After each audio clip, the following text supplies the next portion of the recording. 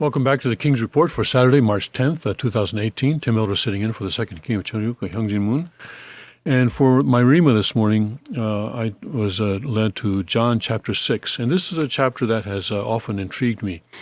And I think it's a very important chapter in the Gospel of John for a number of reasons. And I want to, there are a couple of, Rhema is supposed to be a short word, right? Short verse that you just sort of, for example, when Jesus was battling with Satan during that 40 days in the desert, every time Satan offered him something, or then Jesus would quote from the Old Testament, a very short verse, is just stick it to Satan, so that Satan was forced to back away from him. So Rhemas are basically short verses, and today I'm going to be talking about a whole chapter in the Bible, but there are one or two really particularly important verses in this chapter that I want to present to you as my Rhema today. The chapter 6 in the Gospel of John begins with the miracle of the loaves, the 5 loaves or the loaves and the fish, where Jesus basically there are a lot of people are thronging to hear Jesus speak. He's really popular, or he's become very, very popular in that area. And so 5,000 people are sitting there on a hillside, and they don't have anything to eat. And so the disciples, a couple of disciples come to him and says, "Well, what shall we do? We don't have money to feed all these people." And then one of the disciples says, "Well, there is one kid there with 5 barley loaves and 2 small fish." But that's not going to be enough for we estimate about 5,000 people here. And Jesus says, "Don't worry, I pass it around." And sure enough, when it passes around, everybody eats, and everybody's filled, and everybody says, "Wow, Jesus was able to feed 5,000 people with 5 loaves of bread and 2 fish." So then, you can imagine how people reacted to that. Wow, this is free stuff. Jesus is going to give us all this free stuff. We just have to follow him around, and he'll feed us and everything. So then Jesus moves away. He goes across the sea, I guess the Sea of Galilee, and but then people follow him there as well. So then in in verse 26, these people are just, thousands of people are following him. And Jesus said, "Verily, verily, I say unto you, you seek me not. You seek me not because you saw the miracles, but because you did eat of the loaves and were filled." So yeah, you see, you guys are just following me because I fed you. That's the only reason you're following me. And then in 28, they say, "What shall we do that we might work the works of God?" And in 29, Jesus makes a very important statement here, and I believe this is also in the Divine Principle. Jesus answered and said unto him, "This is the work of God, that ye believe on him whom he hath sent. That you believe on him whom he hath sent." So this is a crucial verse here, because we are to believe in Jesus not because he performs miracles, not because he is able to feed thousands of us with just 5 loaves of bread and 2 fish, or because he does other good things for us, but because he is the one who is sent by God. And that's the only reason that we need to believe in Jesus, the fact that he was sent by God. Now, as the chapter continues, Jesus then begins to test people. God always works through remnants. God always works through a small group of people. We see this in the Old Testament, and here we see in John chapter 6, where thousands of people are flocking to Jesus. He starts to do things and say things that make people turn away from him. He starts talking about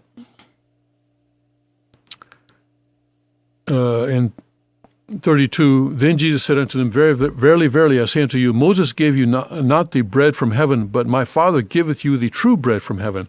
For the bread of God is he which cometh down from heaven and giveth life unto the world. And so they said to him, Lord, evermore give us this bread. And Jesus said unto them, I am the bread of life. He that cometh to me shall never hunger, and he that believeth on me shall never thirst. But I said unto you that ye also have seen me, and believe me not. So Jesus said, okay, well, if all of you 5,000, that's great. You're all welcome. But all right, you're going to have to start eating my flesh. Are you ready for that? You're going to have to start drinking my blood. He gets into that. He's building up with the hair now here. He's building up to this here. All right, and so then the Jews then murmured at him because they said, I am the bread which came down from heaven. That's verse 41. And they said, is not this Jesus, the son of Joseph, whose father and mother we know? How is it then that he saith, I came down from heaven? Jesus therefore answered and said unto them, murmur not among yourselves. So already, see there, he's saying things that our people are finding hard to accept. And he's beginning to call, he's beginning to send people away, people who can't accept that. No man can come to me except the Father which hath sent me, draw him, and I will raise him up at the last day. So he's saying that, in order for you to really believe in me, in order for you to really stick with me to the end, you have to have something, you have to have been brought to me by God. That was in 44. It is written in the prophets, and they shall be all taught of God. Every man, therefore, that hath heard and hath learned of the Father cometh unto me. Not that any man hath seen the Father, save he which is of God, he hath seen the Father. Verily, verily, I say unto you, he that believeth on me hath everlasting life. I am that bread of life. Your fathers did eat manna in the wilderness and are dead. This is the bread which cometh down from heaven, that a man may eat thereof and not die. So he says, yeah, okay, the Israelites, when they're coming out of Egypt, they were fed manna. But guess what? All those people who lived hundreds of years ago, they're dead. They're dead now. All right? Dead meaning they, not that they're physically dead, but he's talking about spiritual death here, right? But he said, but if you eat, but I am the bread that cometh from heaven, that a man may eat thereof and not die. So when we eat of Jesus' bread, or not Jesus' bread, not the bread that belongs to Jesus, but Jesus as bread, eat of Jesus as bread, that is to consume him, to become one with him, then we don't die spiritually. I am the living bread which come down from heaven. If any man eat of this bread, he shall live forever. And the bread that I will give is my flesh, which I will give for the life of the world. So now he's talking about people eating his flesh, all right? He's really, how many of these 5,000 people are going to be okay with that? The Jews therefore strove among themselves, saying, how can this man give us his flesh to eat? See, the cannibalism was practiced among the pagan religions that surrounded Israel, that surrounded the Jewish people, but they themselves, they were very careful not to do that practice. But here, Jesus seemingly, externally, seemingly saying, okay, cannibalism is going to be a part of our religion now. So they say, what? Where is that coming from? That's in 52. Then Jesus said unto them, verily, verily, I say unto you, except ye eat of the flesh of the Son of Man and drink his blood. Now he's not only eating the flesh, but now he's even drinking blood here in 53. You have no life in you. Now, so here, we're talking about, he's talking about the holy wine ceremony, all right? It's what... who eateth my flesh and drinketh my blood hath eternal life, and I will raise him up at the last day. For my flesh is meat indeed, and my blood is drink indeed. You can imagine the people around him, the Israelites around him now are just freaking out. All right, this guy wants us to eat his flesh. He's going to take his. What is he going to do? Is he going to take a knife and give us his flesh? Is he going to give us a cup with his blood in it? They're freaking out. All right. And he that eateth my flesh and drinketh my blood dwelleth in me, and I in him. That's the key. See, that's the key. That's the key. It's not the idea of physically eating flesh and drinking blood so much as it is of becoming one with Jesus in heart and in spirit. As the living Father has sent me, I live by the Father. So he that eateth me, even he shall live by me. He that eateth me. Come on. People are saying, what? he that eateth, you what? He that eateth me? This is the bread which came down from heaven, not as your fathers did eat manna and are dead. He that eateth of this bread shall live forever. These things said he in the synagogue as he taught in Capernaum. You can imagine, he said all this in a synagogue. Wow.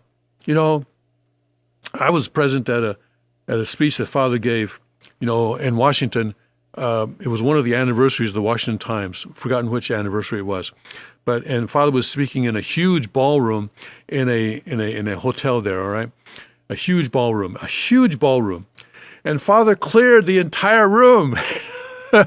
By the time he finished speaking, there was no one in the room except for staff. I mean, really.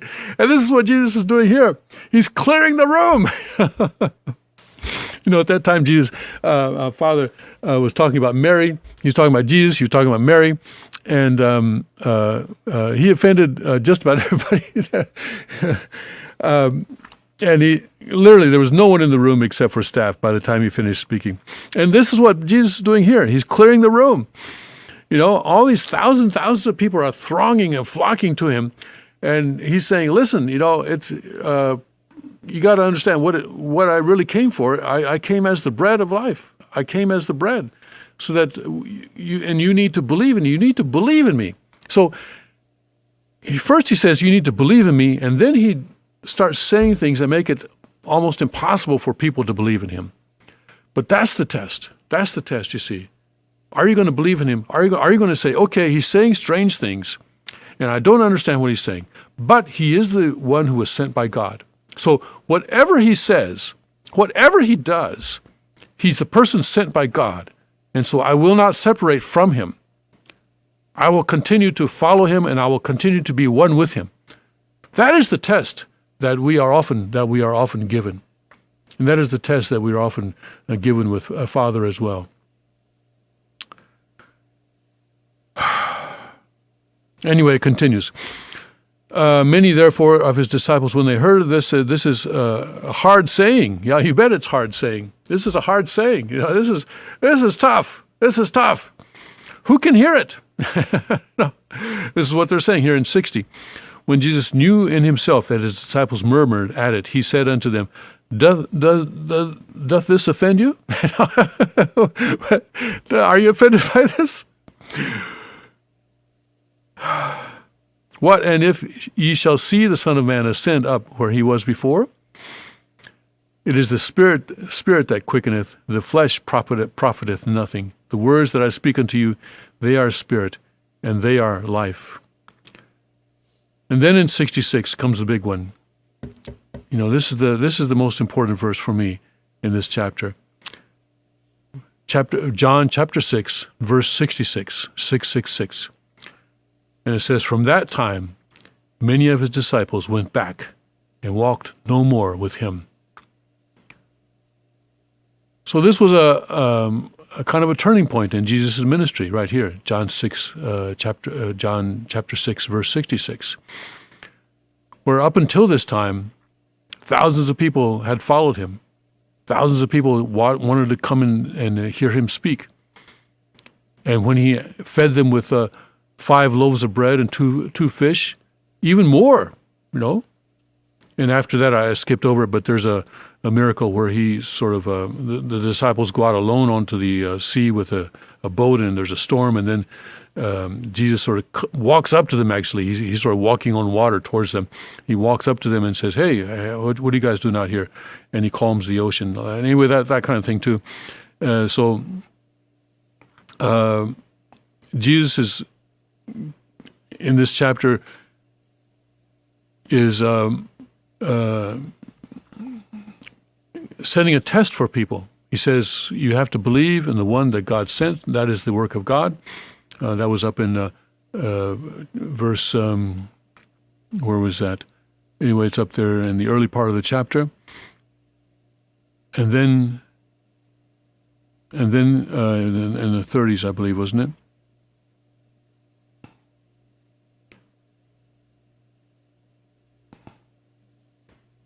Let's see. Anyway, it's in the 30s. Then in verse 66, it just says that, a lot of people stopped following him after this point because they could not accept this, his statements about eating his flesh and drinking his blood. And that was their test, and they couldn't follow him any further after that. And anyone who passed that test, anyone who continued to follow him after that, then would be resurrected or would be that much more in unity with Jesus. Of course, at the end of Jesus' life, he was quite alone.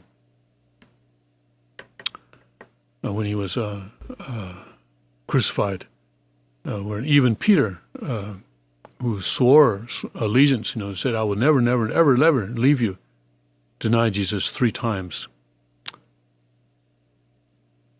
And so Jesus had to be resurrected. He had to come back after his death and burial. He had to come back on the 3rd day in his resurrected form so that he could gather his disciples together and also to testify to them, to show them more clearly who he was, so that they could see that he was indeed the Messiah. It was only because he came back in this way that he was able to have a foundation on the earth. And that was only because of that he was able to start the Christian church, centering on Peter and the other disciples, and then later on centering on Paul. But this is an important lesson for us, to remind ourselves that God always works with the remnant. Don't you always want to be a part of that remnant?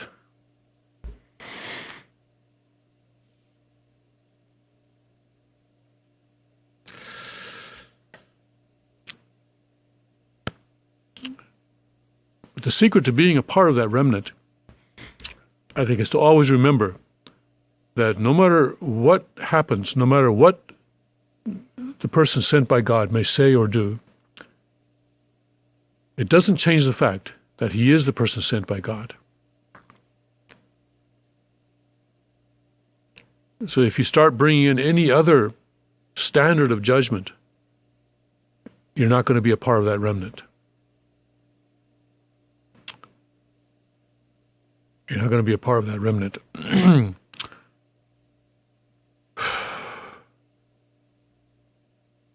Because God keeps calling, because he needs people who are truly committed. So he will continue to give tests that will drive people away, so that the people who remain will be absolutely committed to doing his will and nothing else.